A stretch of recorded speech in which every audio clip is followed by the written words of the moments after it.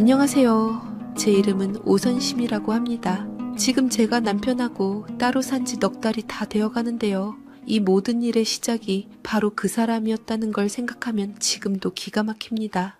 남편에게 제일 소중한 사람, 그리고 제게도 당연히 가까울 수밖에 없는 그 여자. 바로 남편을 낳아주신 시어머니셨지요. 말만 시월드라는 말을 들었지 며느리 힘들게 한다는 시집이 있다는 얘기에 일부 시부모님의 말이라고 알아들었었는데 진짜로 제가 그 당사자가 될 줄은 몰랐습니다. 무려 10몇 년 동안이나 말이지요. 그분이 제게 겉보기엔 세상 누구보다 인자하고 교양 있는 분이셨거든요. 처음 뵙던 날 그 고왔던 얼굴과 나긋나긋한 목소리를 떠올리면 제가 사람 보는 눈이 이렇게나 없었나 싶어 헛웃음이 나올 지경입니다. 제 나이 26, 지금대로 보자면 한창 순진하고 세상 물정 모를 때였죠. 사촌 오빠가 정말 괜찮은 남자가 있다며 소개해 준 게 지금의 제 남편입니다. 솔직히 처음 봤을 땐 실망감이 더 컸어요. 능력도 그냥 밥벌이 하는 정도였고 그렇다고 키가 훤칠한 것도 얼굴이 잘생긴 것도 아니고 모든 게 그저 평범하고 조금은 촌스럽기까지 한 인상이었으니까요. 사촌 오빠는 사람 인성이 제일 중요하다며 성실하고 책임감 하나는 끝내주고 자기가 보장한다며 침이 마르게 칭찬을 했지만 그때 젊을 적 제 눈에는 그런 장점들이 보일 리가 없었죠. 그런데 남편은 제가 첫눈에 마음에 쏙 들었다고 하더군요. 동글동글한 제 얼굴이며 서글서글하게 웃는 모습이 그렇게 좋았답니다. 정말 무섭다 싶을 정도로 연락을 해오는데 처음엔 부담스럽다가도 저를 향한 그 순수한 마음이 조금씩 느껴지기 시작했습니다. 그렇게 밀어내던 제가 결국 그 사람의 꾸준함에 두 손 두 발 다 들고 연애를 시작하게 된 겁니다. 1년 반쯤 만났을까요? 남편이 결혼 이야기를 꺼내기 시작했고 저는 자연스럽게 그 이의 어머니, 그러니까 제게는 시어머니가 될 분을 처음 뵙게 되었습니다. 남편이 어찌나 우리 어머니는 다르다. 정말 좋으신 분이다. 노래를 부르던지 저도 모르게 기대를 많이 했던 것 같아요. 한정식집 룸에 마주 앉은 어머님은 정말 남편의 말 그대로였습니다. 곱게 빗어넘긴 머리에 은은한 향수 냄새, 그리고 제 손을 두 손으로 꼭 잡으시는데 어찌나 따뜻하고 부드러운지 긴장했던 마음이 스르르 녹아내리는 것 같았습니다. 아이고, 우리 아들이 왜 그렇게 입이 마르도록 칭찬을 했는지 알겠네. 인상이 어쩜 이렇게 선하고 예뻐. 말씀 한마디 한마디에 꿀이 발린 것 같았어요. 제가 뭘 좋아하는지, 부모님은 어떤 분들이신지 조곤조곤 물으시는데 그건 취조가 아니라 정말 저라는 사람에 대한 따뜻한 관심으로 느껴졌습니다. 식사가 거의 끝나갈 무렵 어머님이 제 손을 다시 한번 잡으시며 결정적인 말씀을 하셨습니다. 요즘 세상에 며느리 고생시키는 시어머니가 어디 있니? 나는 그런 꽉 막힌 사람이 아니야. 우리 아들 장가 가는데 다른 건 몰라도 번듯한 집 하나는 내가 해줘야지. 너는 그냥 몸만 오면 돼. 그 말씀을 듣는데 정말이지 머릿속이 하얘지면서 귀가 멍멍해지는 것 같았어요. 제가 뭘 잘못 들었나 싶어서 남편 될 사람 얼굴을 쳐다봤다니까요. 너무 좋으신 분이라서 남편보다 더 크게 와닿았습니다. 그 사람은 그저 뿌듯한 얼굴로 고개만 끄덕이고 있었죠. 당시 저희 친정은 평범한 서민층이었고 결혼할 때 집을 해줄 만한 형편은 아니었거든요. 남편도 크게 돈을 모은 것 같지 않아서 집을 어떻게 마련을 해야 하나 그게 마음에 계속 걸렸는데 어머님이 먼저 그런 말씀을 해주시니 쌓여있던 돌덩이가 한 번에 내려가는 기분이었습니다. 그날 이후로 저는 어머님을 전적으로 믿고 따랐습니다. 저희 엄마께도 어머님이 집을 해주신다고 했다. 정말 좋은 분 같다고 자랑을 늘어놓았죠. 저희 엄마도 그 말을 듣고서 안심을 하고서 함께 기뻐해 주셨습니다. 사람 복이 최고인데 네가 시어머니 복은 타고났나 보다. 요새 그런 시어머니 없는데 네가 더 잘해야겠구나. 시어머니들이 요새는 아들 눈치 보느라 며느리한테 다 잘한대. 근데 이렇게 나한테 딸처럼 잘 대해주실 줄은 몰랐어. 그래, 참 고마운 일이다. 엄마도 네 얘기 들으니 안심이 되는구나. 저와 엄마는 기뻐하면서 앞으로 펼쳐질 결혼의 장밋빛 미래를 상상했고 결혼 준비는 일사천리로 진행되었습니다. 저는 세상에서 가장 행복한 예비 신부였습니다. 그렇게 양가 부모님이 처음 만나는 상견례 날 어머님은 저희 엄마 손을 잡고 호호 웃으시며 분위기를 이끄셨습니다. 사돈끼리도 사이가 좋고 다정하니 그 모습을 보면서 저는 정말 이 결혼 하길 잘했다. 앞으로 내 인생은 탄탄대로일 거라는 부푼 꿈에 젖어 있었죠. 그때까지만 해도 저는 몰랐습니다. 시어머니 웃으시는 그 인자한 미소 뒤에 얼마나 날카로운 발톱이 숨겨져 있었는지를요. 상견례가 끝나고 결혼 날짜까지 잡히고 나니 정말 모든 게 끝난 것 같고 이제 예쁜 드레스 고르고 신혼여행지 알아보는 일만 남았다고 생각했습니다. 결혼 문제에 관한 것뿐만 아니라 어머니는 자주 전화하셔서 저와 가까워지시려고 노력했는데 처음에 부담스러웠지만 나중엔 그 전화가 반갑기도 하면서 저도 점차 편해지기 시작했지요. 그런데 이상하게도 그날 이후로 어머님과의 연락이 뜸해졌어요. 전에는 하루가 멀다 하고 전화하셔서 우리 애기 밥은 먹었니? 하시던 분이 일주일이 넘도록 아무 소식이 없으셨죠. 처음엔 바쁘신가 보다 저도 제 준비하느라 정신없으니 그러려니 했습니다. 혼수며 예단 예물 이런 것들은 대강 준비되었고 마지막으로 신혼집만 해결하면 되었기에 저는 내친임의 이야기가 나와서 남편 될 사람에게 넌지시 물었습니다. 자기야, 혹시 우리 신혼집 말이야. 어? 남편은 신혼집 이야기가 나오자 갑자기 펄쩍 놀라며 눈을 동그랗게 뜨고 저를 쳐다보았습니다. 저는 괜히 민망해져 웃으며 남편을 다독였지요. 뭐 집중하고 있었어? 왜 그렇게 놀래? 아니, 다른 건 아니고 어머님이 집 해주신다고 하셔서 언제쯤 집을 알아봐 주시는 건지 우리가 살 집인데 우리도 같이 보러 다녀야 되지 않나 싶어서. 제가 조심스레 그랬더니 남편이 조금 머뭇거리더군요. 잠시 난감한 얼굴을 하더니만 고개를 끄덕이며 제 손을 잡았습니다.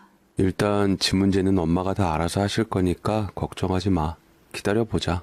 우리가 돈 한 푼 안 보태는데 엄마한테 보태는 것도 좀 그렇고 해서.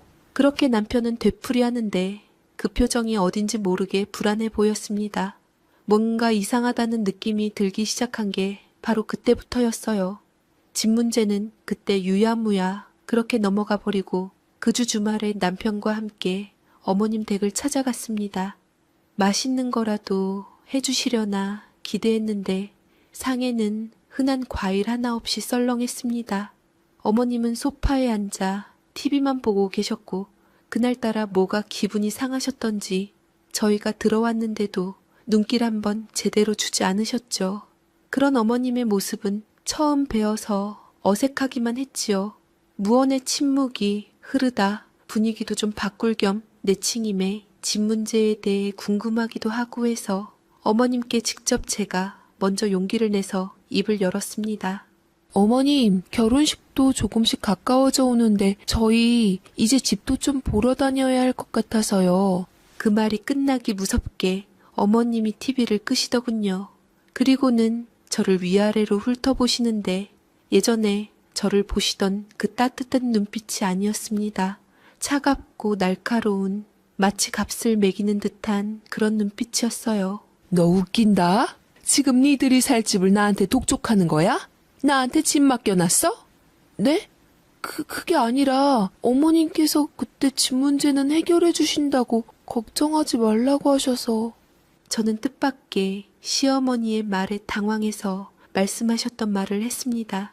그러자 시어머니는 저를 어이없는 듯 황당하게 말씀을 하시더니 생각지도 못하게 대꾸를 해주시더라고요. 너 뭐 들었니? 내가 언제 집을 당장 해준다고 했니? 네?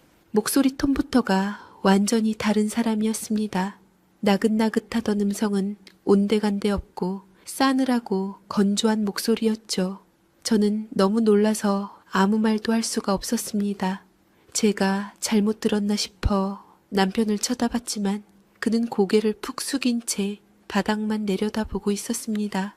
시어머니는 도리어 기세등등하게 다리를 꼬고 앉아 말을 이었지요. 네가 뭔가 오해하는 모양인데 내 말 뜻은 네가 시집와서 내 옆에 좀 있으면서 살림도 배우고 우리 집안 사람으로 완전히 준비가 되면 그때 내보내준다는 뜻이었지. 아, 요즘 애들 뭘 한다고 처음부터 나가서 살림을 차리니? 요새 집값이 얼마나 비싼데 낭비도 그런 낭비가 없어. 그 말을 듣는데 머릿속에서 무언가 쨍하고 깨지는 소리가 나는 것 같았습니다. 시집살이라니요. 함께 살아야 한다는 이야기는 단 한 번도 들어본 적이 없었습니다. 오히려 요즘 세상에 누가 시어머니랑 같이 사냐며 당신은 그런 구시대적인 생각 가진 사람이 아니라고 몇 번이나 말씀하셨던 분인데 말이죠. 저 역시 너무 당황해서 어떻게 말을 이어야 할지 상황 판단이 안 되었지만 그래도 이대로 물러서면 안 된다고 생각이 들었습니다. 어떻게 결론이 났든 할 말은 해야 한다는 생각이 들더라고요. 저기 어머니, 그런 말씀은 처음 듣는데요. 분명 그때 제게 간신히 말하자 어머님은 다시 코웃음을 치시며 말을 끼어드셨습니다. 웃긴다 너. 그걸 꼭 말로 해야 하니? 당연한 거 아니야? 내 아들이 장가 가는데 며느리가 어떤 애인지도 모르고 어떻게 덜컥 집부터 해줘? 너 우리 집에 들어와서 사는 거야. 그건 변하지 않아. 단호한 말투에 더 이상 아무 말도 할 수 없었습니다.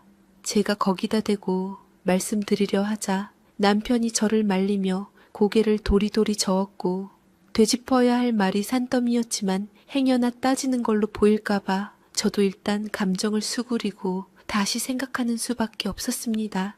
돌이켜보면 당시 그 집을 어떻게 빠져나왔는지 기억도 나지 않아요. 결혼 이야기가 한참 진행이 된 상황이고 청첩장까지 나온 상태에서 이제 와서 결혼을 물을 수도 없고 기가 막히기만 했습니다. 우물쭈물하는 남편이 믿음이 싹 가셨고 저는 화가 나서 바로 집으로 달려갔지요. 집에 돌아와 펑펑 우는 저를 보며 저희 엄마는 처음엔 믿지 않으셨습니다. 뭔가 오해가 있었을 거라고 그렇게 좋으신 분이 그럴 리가 없다고 하셨죠. 하지만 제가 자초지종을 설명하자 엄마의 얼굴도 하얗게 굳어갔습니다. 그날 밤 저희 집은 발칵 뒤집혔습니다. 아버지는 당장 이 결혼 없던 일로 하라며 노발대발하셨고 엄마는 제 손을 붙잡고 함께 우셨습니다. 요즘 세상에 대놓고 합가해서 시집살이를 시키겠다는 집이 어디 있냐면서요. 저희 아버지는 너무나도 화가 나셔서 당장에 손 놓고 있는 남편에게 전화를 걸었고 부랴부랴 우유부단한 남편은 밤늦게 저희 집으로 찾아와 무릎을 꿇었습니다. 죄송합니다, 아버님, 어머님. 저희 엄마가 원래 그러시는 분이 아닌데 제가 중간에서 정말 잘하겠습니다. 그렇게 눈물로 호소했죠. 하지만 이미 저희 부모님의 마음은 돌아선 후였고 남편은 아버지에게 한참 잔소리를 받고서야 제게 미안하다며 물러섰습니다. 그렇게 저는 이 결혼을 대체 어떻게 해야 하나 고민에 빠졌지요. 그러다 며칠 뒤 어머님에게서 전화가 걸려왔습니다. 집에 대해 마음이 바뀌셨으려나 싶어 떨리는 마음으로 받았는데 수화기 너머로 들려온 건 얼음장같이 차가운 목소리였습니다. 너 우리 아들 집 보고 결혼하는 거냐? 집 안 해준다고 지금 결혼을 파토내기라도 하겠다는 거야? 그게 아니라 어머님, 분명히 어머님께서 해주신다고 믿었는데 말씀이 달라지셔서 그럼 처음부터 정확하게 말씀 주시지 그러셨어요. 그게 대체 뭐가 중요해? 너 내가 처음부터 그렇게 얘기를 했음 우리 아들이랑 결혼했을 거야? 그럼요. 동석 씨 좋은 사람이니까 집이랑 상관없이 결혼을 하기는 했을 텐데 좀 시간을 두고 돈도 서로 모은 다음에 했겠죠. 좋다. 분명히 결혼하겠다고 했으니 만약 네가 정말로 우리 동석이에 대한 마음이 진심이었다면 내 말대로 들어와서 살아. 그게 싫으면 이 결혼이고 뭐고 다 깨끗하게 없던 걸로 하고 내 귀한 아들은 너한테 충분히 그 이상으로 가치 있다고 생각한다. 그 말을 듣는 순간 남편에 대한 실망감과 어머님에 대한 배신감에 눈앞이 캄캄해졌습니다. 그런 잣대로 사람 마음을 시험하기나 하고 저는 어머님의 쌓였던 신뢰가 무너지면서 절대 이런 사람하고 얽히면 안 되겠다는 생각이 들었습니다. 더불어 이 결혼 정말 하면 안 되는 거구나. 그렇게 마음을 정리하고 있었습니다. 어머님의 그 싸늘한 전화를 끊고 나서 며칠 동안은 정말 아무 생각도 할 수가 없었습니다. 밥도 넘어가지 않고 잠도 오지 않았죠. 남편은 계속해서 문자와 전화로 미안하다, 한 번만 용서해달라 매달렸지만 제 마음은 이미 다친 후였습니다. 이 사람과 결혼하면 내 인생이 어떻게 될지 불 보듯 뻔했으니까요. 저희 부모님도 마찬가지셨습니다.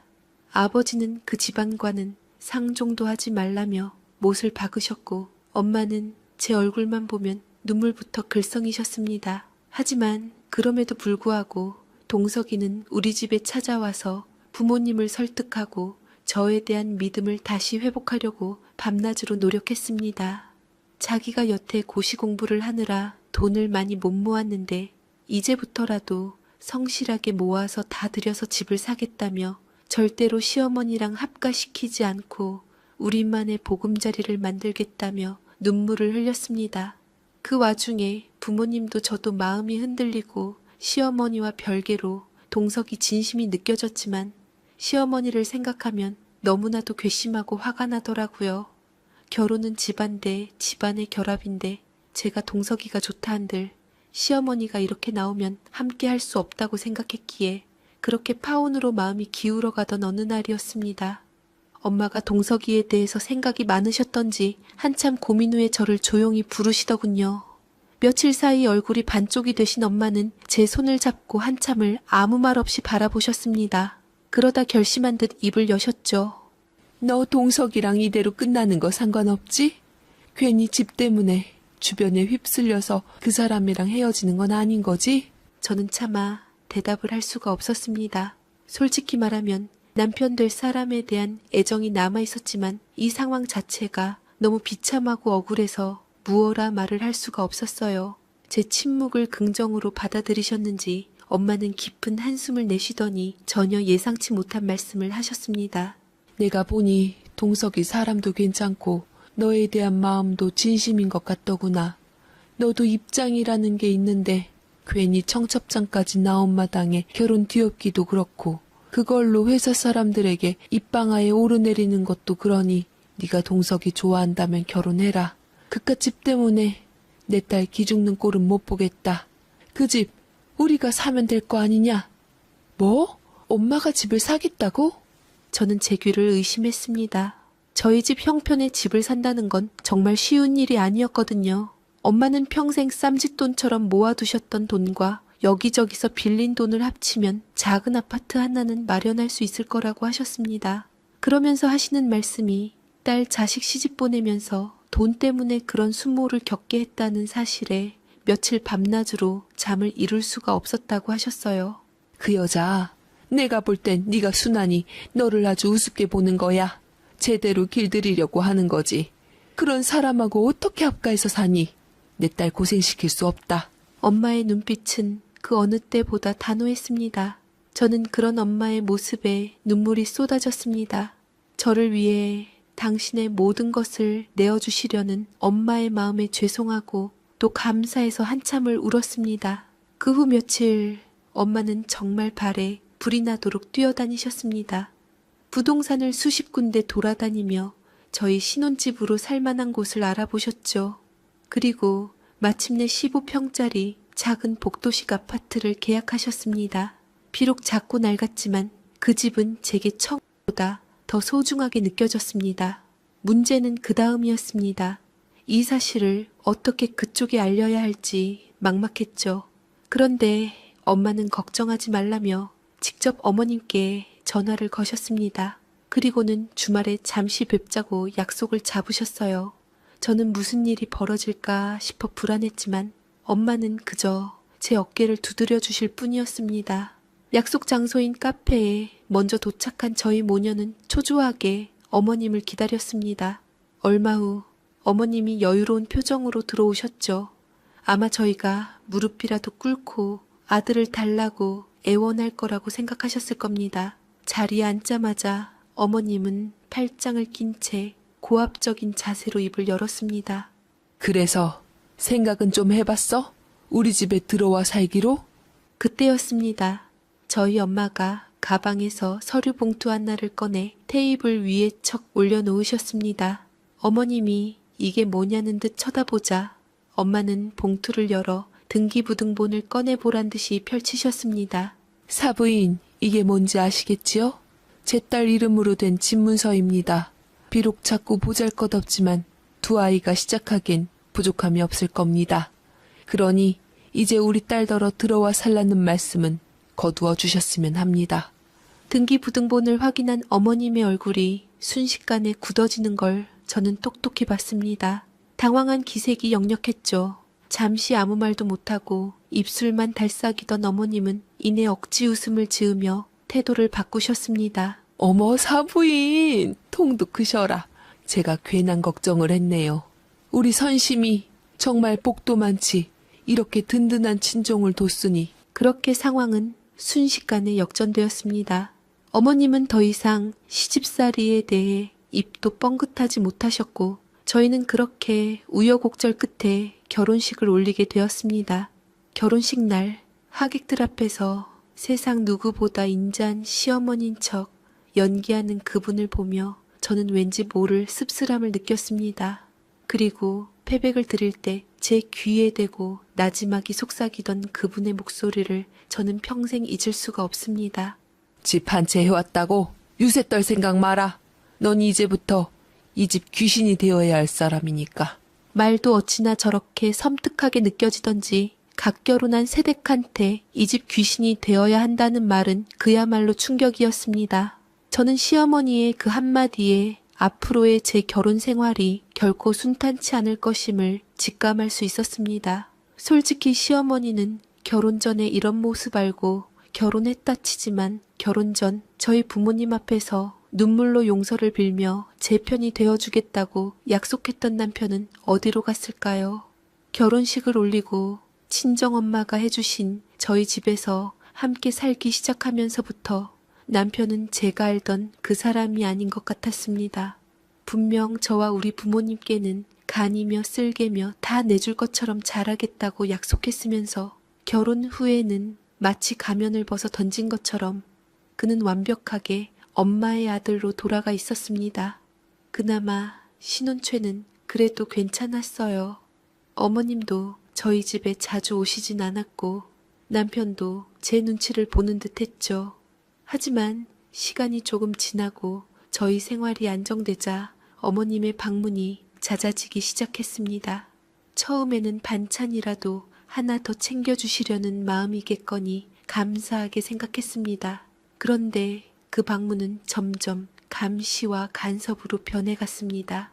어머님은 예고도 없이 찾아와서는 냉장고 문부터 열어보시는 게 일이었습니다. 냉장고 정리가 이게 뭐냐? 반찬은 왜 사다 먹냐? 살림을 이렇게 해서 돈을 어떻게 모으겠냐는 잔소리가 이어졌죠. 제가 만든 음식은 한 숟갈 드시곤 싱겁다, 짜다, 우리 아들은 이런 거 안 좋아하는데 라며 타박하기 일쑤였습니다. 처음에는 죄송하다며 더 잘하겠다며 고개를 숙였지만 그런 일이 반복될수록 저도 모르게 속에서 무언가 단단하게 뭉치는 기분이 들었습니다. 더 힘든 건 남편의 태도였습니다. 어머님이 안 계실 때는 세상 다정한 남편이다가도 어머님만 오시면 돌변했습니다.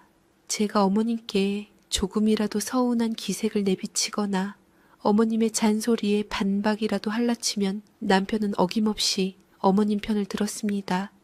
우리 엄마가 당신 미워서 그러시는 거 아니잖아. 다 당신 잘 되라고. 우리 잘 살라고 하시는 말씀인데 왜 그렇게 삐딱하게 들어. 결혼 전의 진심 어린 모습과는 너무나도 달랐기에 한 번은 제가 정말 속이 상해서 참지 못하고 남편에게 따지듯 물었습니다. 당신은 내 남편이냐? 어머님 아들이냐고요. 그랬더니 남편이 제게 뭐라는 줄 아세요? 나는 당초에 당신을 이해할 수가 없다. 막말로 장모님이 우리 집에 오셔서 똑같이 말씀하셨어도 당신 이렇게 화낼 거야? 우리 엄마가 와서 얘기를 하니까 다 잔소리로 느끼는 거고 당신이 무시하는 거 아니야? 지금 집에 왔다고 유세 부리는 거냐고.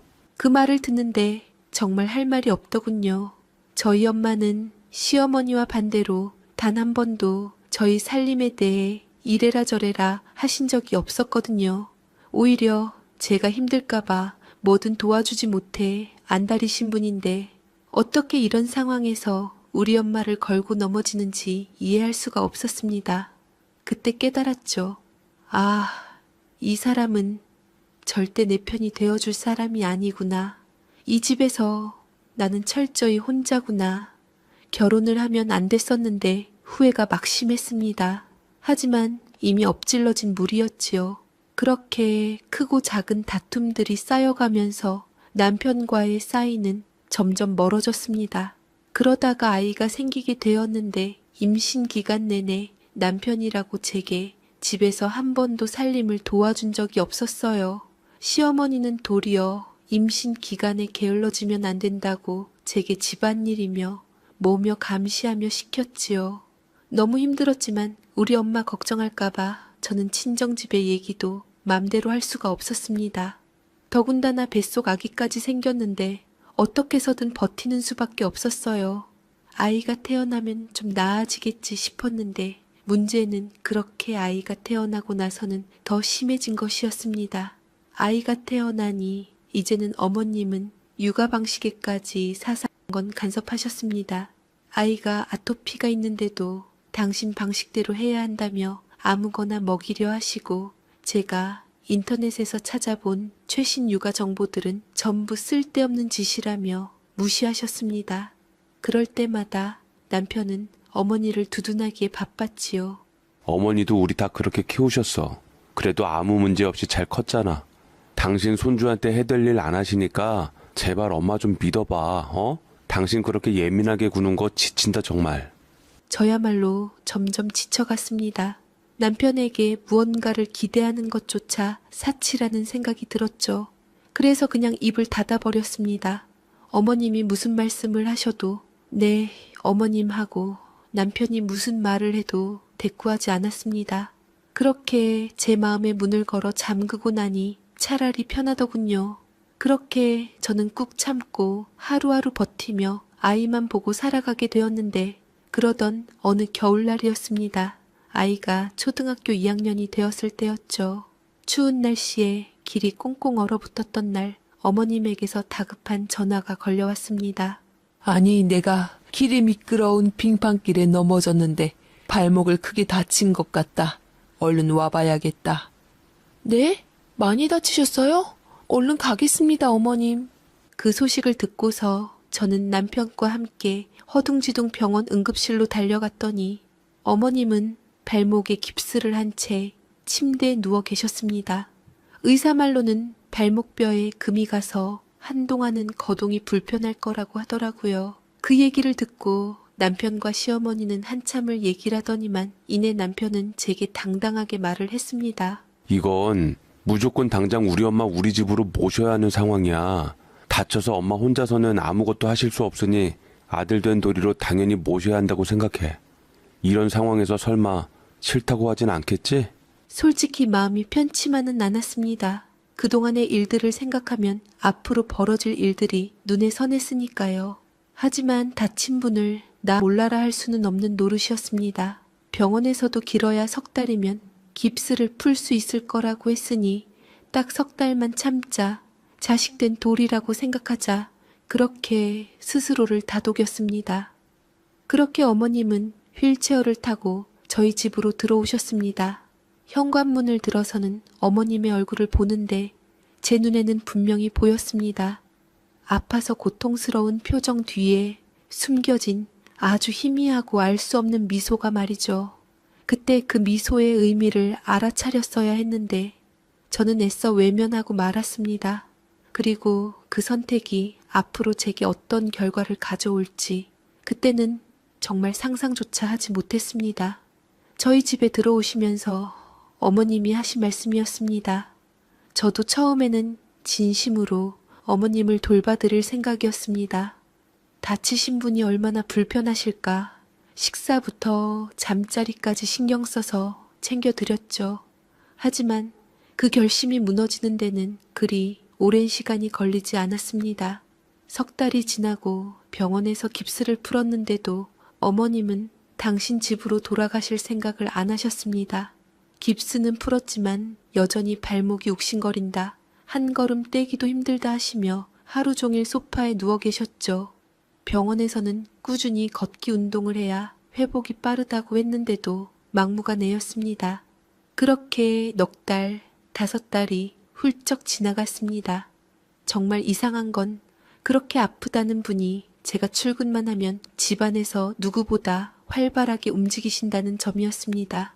처음에는 제가 예민해서 그런가 보다 했는데 퇴근하고 돌아왔을 때 집안의 물건들이 미묘하게 바뀌어 있는 걸 보면서 확신하게 됐죠. 어머님이 온 집안을 헤집고 다니신다는 것을요.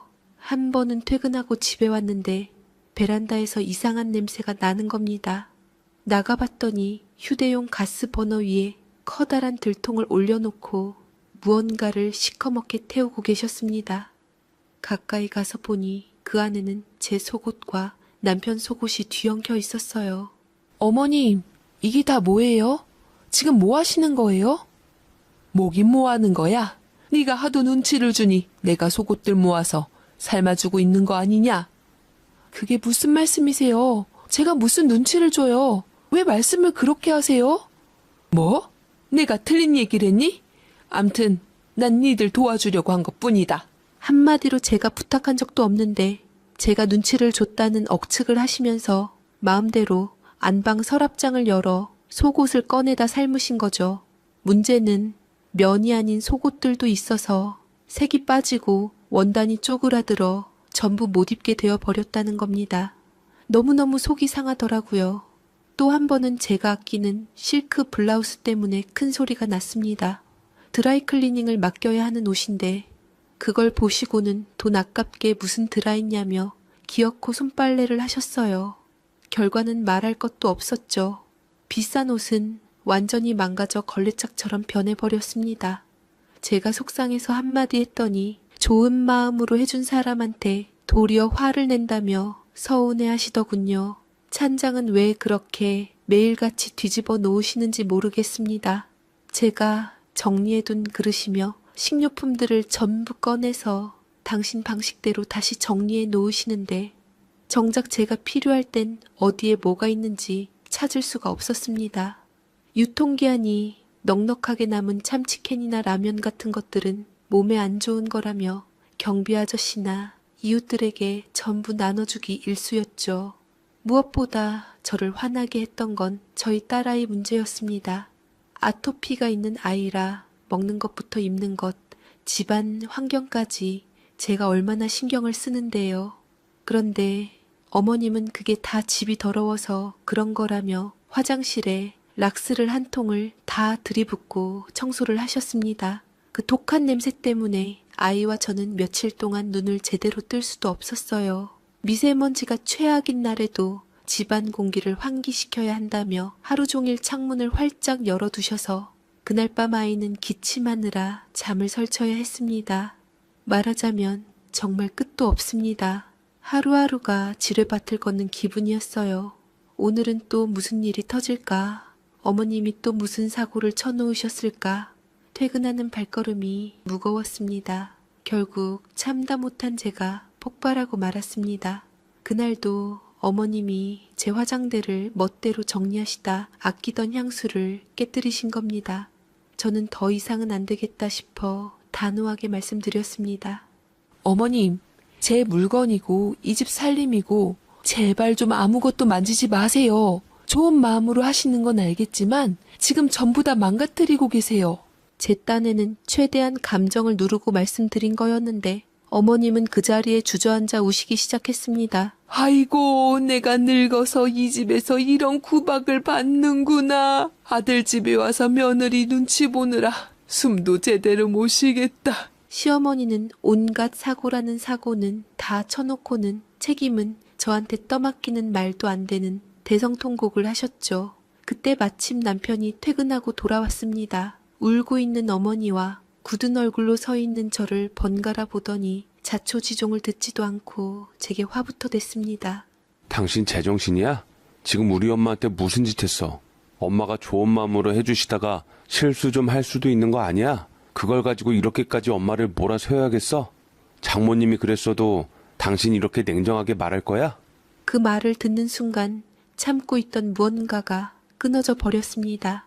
도저히 참을 수가 없었고 남편의 언행을 그냥 두고 넘길 수 없었습니다. 참 기가 막히네.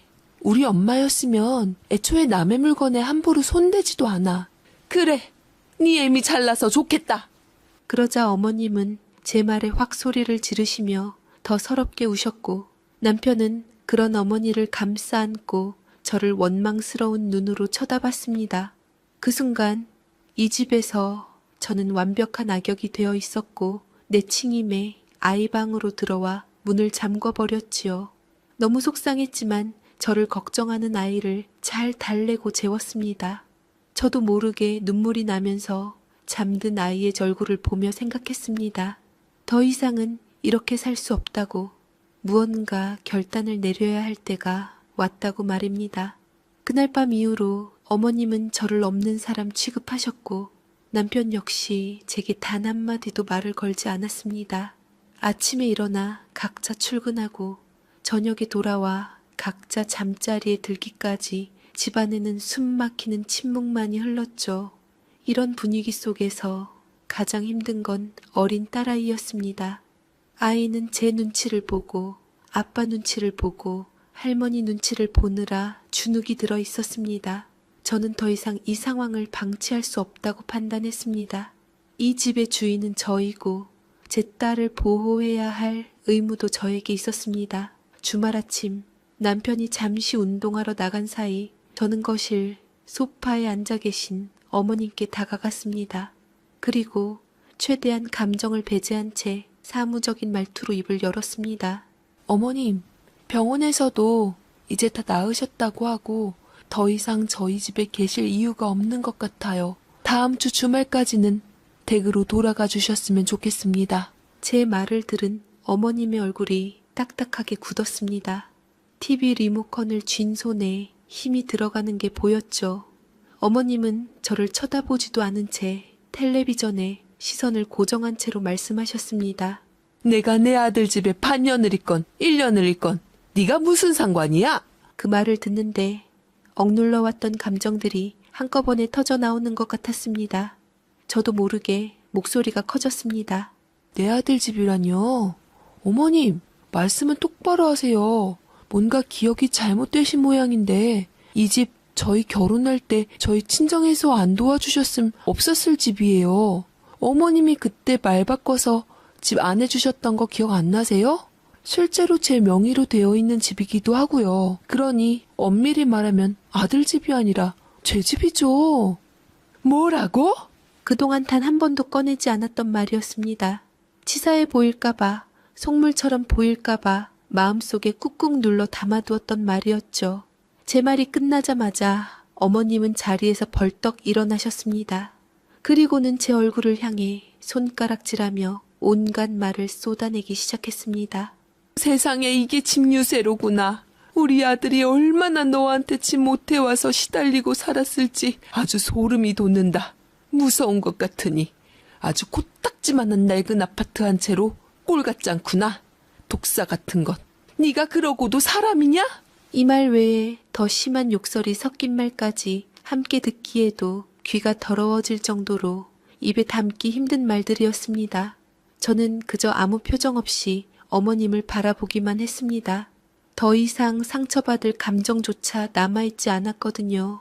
그날 오후 어머님은 정말로 짐을 싸서 당신 집으로 돌아가셨습니다. 남편이 퇴근하고 돌아와 텅 빈 어머니의 방을 보고는 제게 불같이 화를 냈지만 저는 아무런 대꾸도 하지 않았습니다. 그 일로 저와 어머님의 사이는 돌이킬 수 없는 강을 건넜고 남편과의 관계 역시 마찬가지였습니다. 남편은 제가 수더분하고 착해서 결혼했는데 어머님 일에만 엮이면 완전히 다른 사람처럼 변한다며 저한테 속은 기분이 든다고까지 했습니다. 저도 지지 않고 맞받아쳤죠. 나야말로 당신한테 속았다고. 그렇게 엄마 타령만 할 거면 엄마랑 둘이 살지 왜 나를 끌어들였냐고요. 그렇게 몇 년의 시간이 흘렀습니다.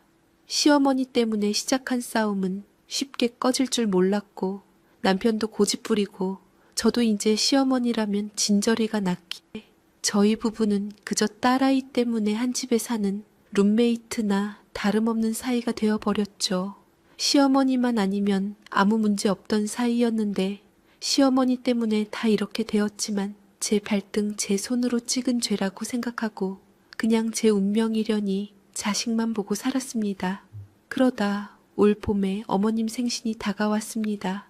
남편이 퇴근하고 돌아와 시어머니와 뭔가 통화를 했던지 제게 명령조로 제게 대뜸 생신상을 차리라고 하더군요.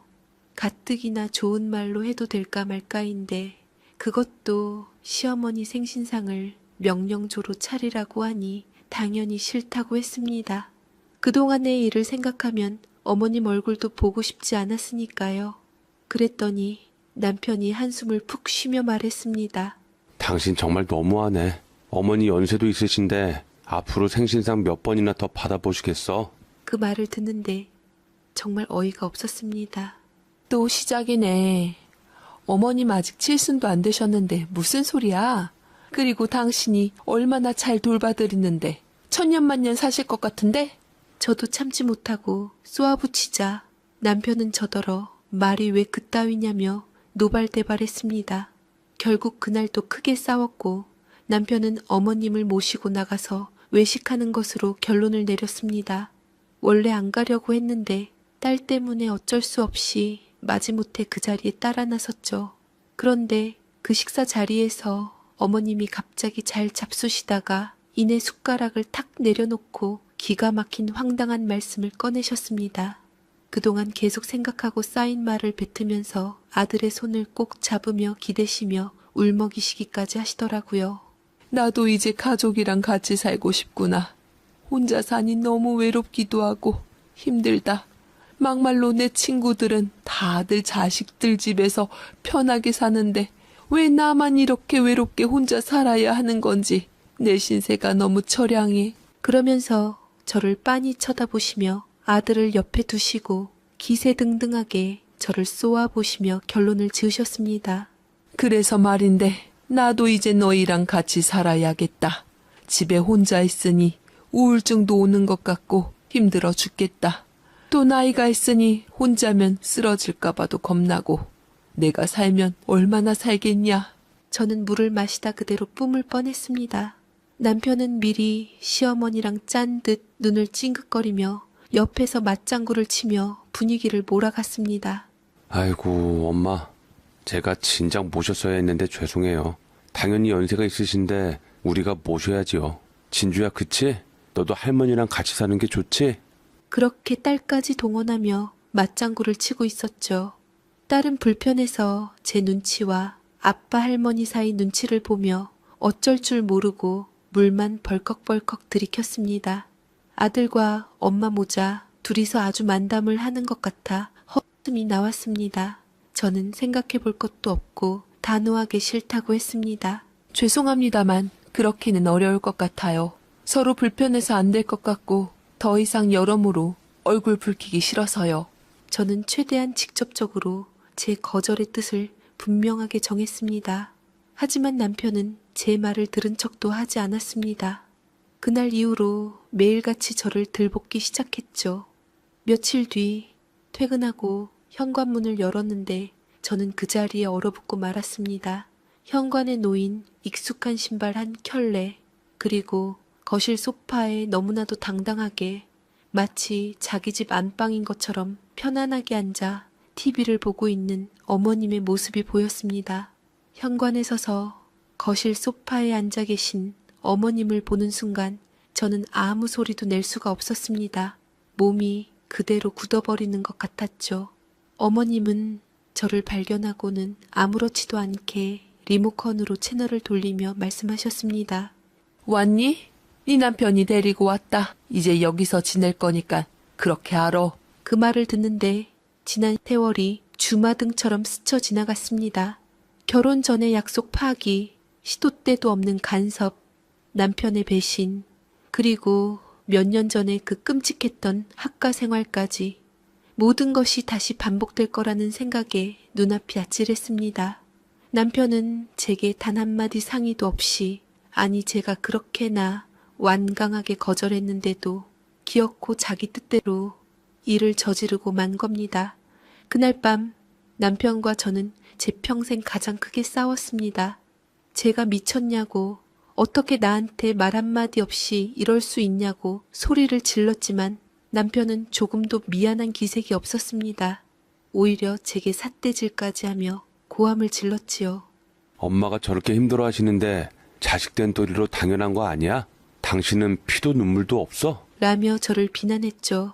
더 이상 대화가 통하지 않는다는 것을 깨달았습니다.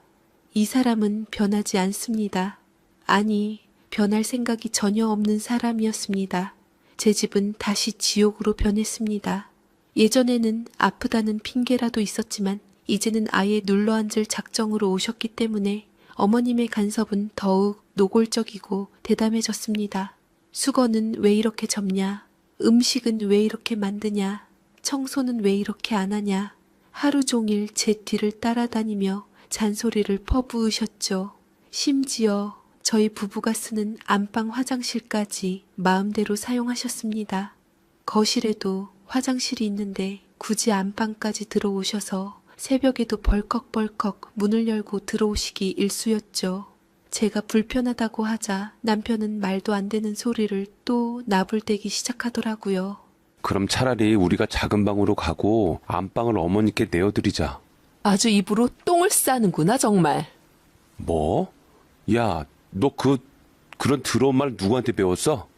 비유를 해도 네가 한 말이 더 더러워. 어딜 우리 안방을 시어머니를 내어드리제? 야, 너 그 입 안 다물어? 엄마 들으시면 어쩌려고. 너 우리 엄마한테 한 번만 더 그래봐. 나도 처갓집 어른들한테 똑같이 할 테니까. 저는 그 말을 듣는 순간 저는 결심했습니다. 이 집에서 이 사람들과 더 이상은 단 하루도 살 수 없다고요. 손발이 부들부들 떨리면서 제가 10년 동안 딸 때문에 참고 인내했던 노력과 보람이 와르르 무너짐을 느꼈고 더 이상 이렇게 있을 수는 없다는 생각이 들었습니다. 다음 날부터 저는 아무도 모르게 움직이기 시작했습니다. 점심시간을 이용해 회사 근처 부동산을 돌아다녔습니다. 지금 집이 어차피 제 이름으로 되어 있으니 그 집이 많이 올라 매매를 해버리고 일단 보증금은 많지 않지만 당장 들어갈 수 있는 월세집을 알아봐 달라고 했죠. 며칠을 발품판 끝에 지금 사는 집에서 버스로 2정거장 정도 떨어진 곳에 작은 빌라 하나를 계약했습니다. 남편 월급날에 맞춰 보증금을 치르고 나니 이제 정말 돌아갈 수 없는 길을 건넜다는 실감이 났습니다. 가장 마음에 걸리는 건 딸아이였습니다. 아이에게 어떻게 설명해야 할지, 아이가 받게 될 상처가 걱정되어 며칠을 망설였습니다. 주말 오후 어머님과 남편이 함께 외출한 틈을 타 저는 딸아이를 조용히 불렀습니다. 그리고 최대한 담담하게 엄마가 아빠랑 할머니랑 같이 사는 게 너무 힘들어서 잠시 따로 나가서 살려고 한다고 말했습니다. 진주야, 엄마랑 같이 살래? 아니면 아빠랑 여기 있을래? 중학생 어린아이에게 너무나 가혹한 질문이라는 걸 알면서도 물어볼 수밖에 없었습니다. 제 물음에 아이는 잠시 생각하더니 제 얼굴을 똑바로 쳐다보며 말했습니다. 나 엄마랑 같이 갈래. 할머니 오시고 나서 너무 스트레스 받아. 공부 좀 하려고 하면 자꾸 불러서 심부름시키고 여자애가 책만 본다고 맨날 뭐라고 하셔. 아이의 말을 듣는데 저도 모르게 눈물이 핑 돌았습니다. 나만 힘든 게 아니었구나. 이 어린 것이 그동안 얼마나 속으로 끙끙 앓았을까 생각하니 가슴이 미어졌습니다. 미안함과 동시에 내 편이 있다는 생각에 큰 용기를 얻었습니다. 그렇게 저희 모녀의 비밀스러운 탈출 계획은 착착 진행되었습니다. 저는 남편과 어머님이 눈치채지 못하도록 매일 조금씩 제 옷가지와 딸아이의 물건들을 쇼핑백에 담아 새 집으로 옮겨 놓았습니다. 그리고 마침내 디데이를 잡았습니다.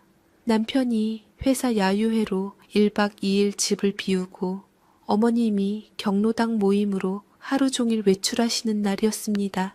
저는 아침 일찍 작은 용달차 한 대를 불렀습니다.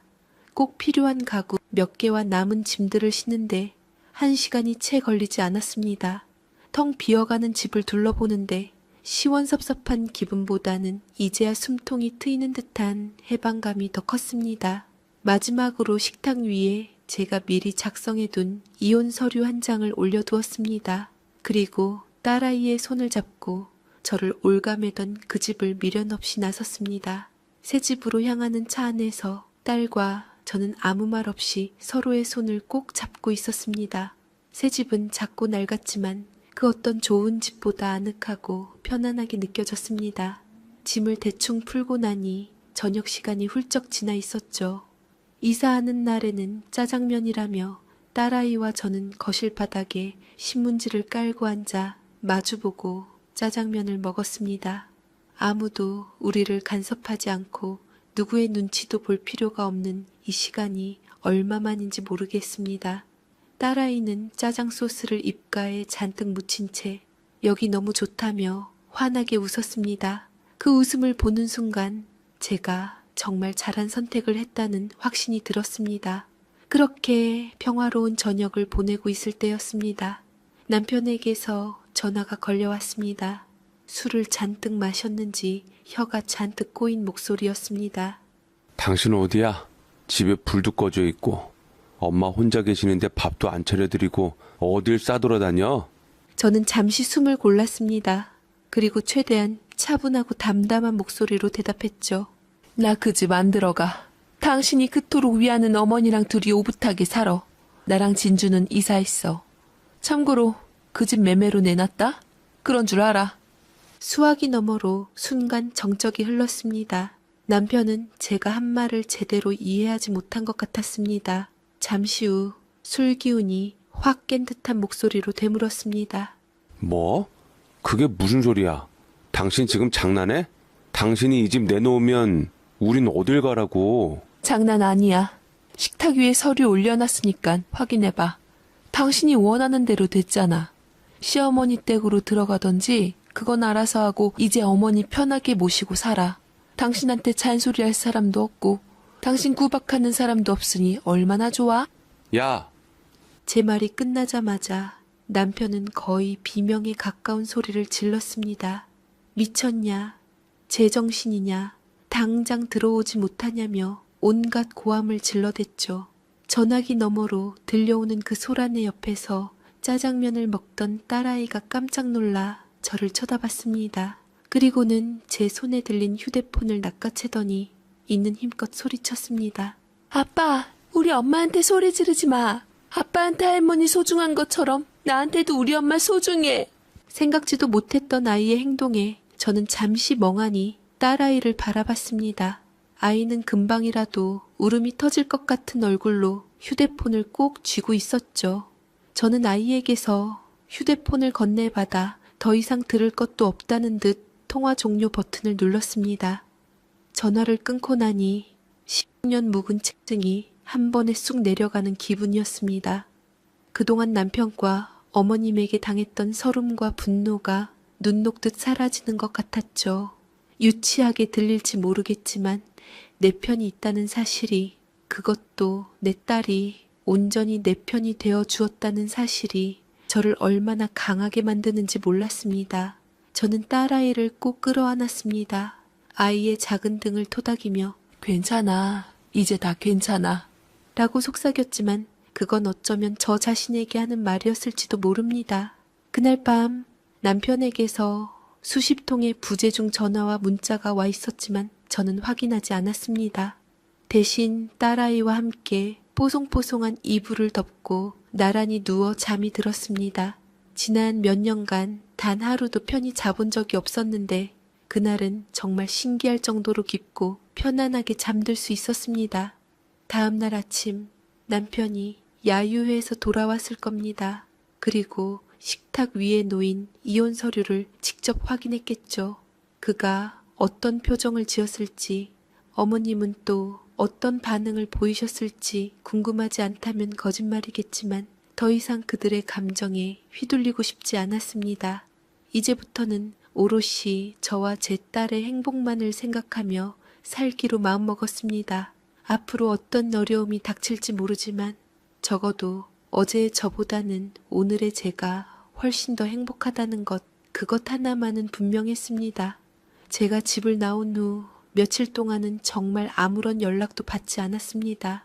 남편이 보낸 수십 통의 문자는 돌아오라는 협박과 애원이 뒤섞여 있었지만 저는 답장하지 않았습니다. 제 마음이 약해질까봐 두려웠던 것도 있고 그들에게 저 없이는 단 하루도 버티기 힘들 거라는 걸 깨닫게 해주고 싶은 마음도 있었습니다. 그렇게 일주일쯤 지났을까요? 저는 제가 너무 안일하게 생각했다는 걸 깨달았습니다. 남편은 저 없이도 아주 잘 지내는 것 같았습니다. 더 이상 연락이 오지 않았거든요. 집 매매가 빨리 되어서 이들 모자를 내쫓고 싶었는데 비수기였던지 아무도 집을 보러 오지 않아서 집값을 좀 더 내려야 하나 고민했습니다. 거기다 남편이 어쩌면 정말 이혼 서류에 도장을 찍고 법원에 제출했을지도 모른다는 생각에 마음이 조금 복잡해졌습니다. 후회는 아니었지만 10년의 결혼 생활이 이렇게 허무하게 끝나는구나 싶은 씁쓸함이 밀려왔죠. 그런데 정말 생각지도 못한 일이 벌어진 건 제가 집을 나온 지 정확히 9일째 되던 날이었습니다. 모르는 번호로 전화가 걸려왔는데 받을까 말까 망설이다 혹시나 하는 마음에 받았습니다. 수화기 너머로 들려온 건 뜻밖에도 어머님의 목소리였습니다. 남편의 목소리일 거라고는 예상했지만 어머님이 직접 전화를 하실 줄은 꿈에도 몰랐습니다. 어머님의 목소리는 잔뜩 지쳐있고 신경질적으로 변해 있었습니다. 예전에 그 고상하고 여유로운 모습은 찾아볼 수 없었죠. 너 지금 어디야? 저는 아무 대답도 하지 않았습니다. 무슨 말씀을 하시려나 조용히 듣고만 있었죠. 잠시 침묵이 흐른 뒤 어머님이 거의 울먹이는 목소리로 말씀하셨습니다. 나 나갈란다. 내가 두 손 두 발 다 들었다. 내가 내일 당장 짐 싸서 나갈 테니까 너 들어와라. 네? 갑자기 왜요? 저는 제 귀를 의심했습니다. 불과 열흘 전만 해도 제게 온갖 악담을 퍼부으며 이 집에서 평생 살 거라고 하시던 분이 맞나 싶었습니다. 제가 너무 놀라 되묻자 어머님은 그동안 쌓였던 울분을 한 번에 터뜨리셨습니다. 내가 이 나이 먹고 40 넘은 아들놈 뒤치다꺼리 나게 생겼다. 밥 차려라. 물 떠와라. 양말이 어디 있냐. 리모컨이 어디 있냐. 아주 나를 하녀 부리듯 부려먹는데 내가 더러워서 못 살겠다. 너 얘를 도대체 어떻게 길들여놨길래 애가 이 모양이냐? 어떻게 이런 놈이랑 16년을 살았어? 어머니가 맨날 아들 아끼시면서 저한테 못한다고 구박하시지 않으셨어요? 됐고, 난 암튼 아들 녀석이랑 싸우면서 지내고 싶지 않으니 난 나갈 테니 네가 들어오든지 말든지 마음대로 해라. 회사에서 스트레스 받는 것도 너 나간 것도 다 나한테 분풀이를 하는데 내 아주 똑같은 말 귀에 딱지 앉아서 지겨워 죽겠다. 어머님의 하소연을 듣고 있는데 저도 모르게 웃음이 터져 나왔습니다. 그제야 모든 상황이 이해가 되더군요. 제가 있을 때는 세상 둘도 없는 효자 아들이었던 남편이 막상 단둘이 남게 되자 본색을 드러낸 겁니다. 평생 엄마 손에 자라면서 손 하나 까딱 안 하고 살아온 사람이 어디 가겠어요. 남편이 어리고 젊었을 적엔 어머니도 젊으셨으니 그래도 크게 힘듦이 없었는데 지금은 연세가 드셨으니 힘드셨겠지요. 지금은 라면 하나 제대로 끓일 줄 모르는 남편의 시중을 드는 일이 연세 드신 어머님께는 얼마나 끔찍한 고역이었을까요. 거기다 맨날 저한테 아들한테 잘하라고 맨날 감시하고 잔소리하는 통에 제가 또 딸아이를 봐서 나름 노력하려고 잘하려고 맨날 13첩반상 삼시세끼 맞춰 대령했는데 그 습관이 어머니를 지치게 만들었던 것이었지요. 어머님은 한참 동안 남편 흉을 보시더니 마지막에는 저더러 보통이 아니라며 혀를 내두르셨습니다. 제가 이 모든 상황을 계획하고 집을 나간 거라고 생각하시는 것 같았죠. 전화를 끊고 나서 저는 한참을 웃었습니다. 제가 그토록 벗어나고 싶었던 지옥을 이제는 어머님과 남편이 서로에게 만들어주고 있다는 사실이 아이러니하게 느껴졌습니다. 그리고 다음 날 어머님은 정말로 짐을 싸서 당신 집으로 돌아가셨다고 합니다. 그 사실은 남편의 전화를 통해 알게 됐죠. 어머니마저 떠나버린 텅 빈 집에 홀로 남게 되자 남편도 이제야 사태의 심각성을 깨달은 모양이었습니다. 그의 목소리는 완전히 기어들어가 있었고 처음으로 제게 진심으로 미안하다고 말했습니다. 미안해. 나 때문에 당신이 많이 힘들었지? 엄마 때문도 많이 힘들었을 텐데 내가 다 잘못했어. 제발 다시 돌아와줘. 부탁이야. 그렇게 저를 붙들며 애원했죠. 남편의 애원 섞인 전화를 받은 후 저는 며칠 동안 깊은 생각에 잠겼습니다. 딸아이를 보니 그래도 남편은 딸아이에게는 나쁘지 않은 아빠였던지 내심 아빠 용서해주면 안 되겠냐고 하는 그 마음을 보고 흔들렸습니다. 이렇게 못 이기는 척 넘어간다면 또 같은 일이 일어날 게 분명한데 내가 또 이 불구덩이 속을 들어가야 하나 머리가 지끈지끈 거렸지요. 남편은 그 후로도 매일같이 연락을 해왔습니다. 처음에는 그저 미안하다, 돌아와 달라는 말만 반복하더니 나중에는 제가 꿈뻑 죽는 딸아이를 앞세우기도 했습니다. 예전처럼 화목했던 우리 가정으로 돌아가자. 진주를 아빠 없는 애로 만들 수는 없잖아. 이혼 가정이 사춘기 애한테는 얼마나 큰 상처가 되는 줄 알아? 나 미운 건 미운 거고 진주만 생각해. 당신이 그렇게 끔찍하게 아끼는 딸만 생각하라고. 언제 그런 시절이 있었나 기억을 더듬어봐도 떠오르는 게 없었습니다. 아마 남편에게 화목했던 가정이란 제가 모든 것을 참고 인내하며 그의 비위를 맞추고 살았던 그 시절을 의미하는 것이었겠죠. 솔직히 말하면 처음에는 남편의 저자세에 마음이 조금 움직이기도 했습니다. 이 정도면 됐지 싶어 다시 들어갈까 하는 생각도 아주 잠깐 스쳐 지나갔습니다.